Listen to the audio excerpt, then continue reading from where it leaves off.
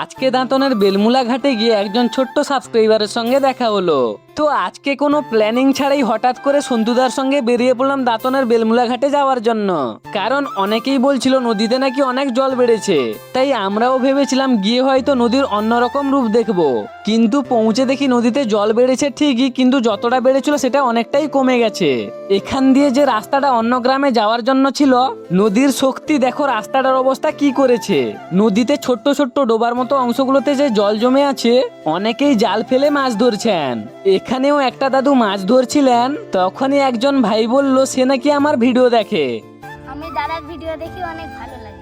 ওকে জিজ্ঞেস করতে ও বলল ভালো লাগে আমার ভিডিও। হ্যাঁ, কোথায় দেখেছো ভিডিও? ফেসবুকে। নিজের কাজের এমন ভালোবাসা পাওয়ার অনুভূতিটা কখনোই মুখে বলে বোঝানো যায় না।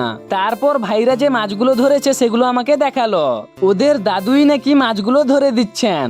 দেন সন্তুদা কয়েকটা রিলস বানালো আর আমরা বেরিয়ে পড়লাম বাড়ি যাওয়ার জন্য।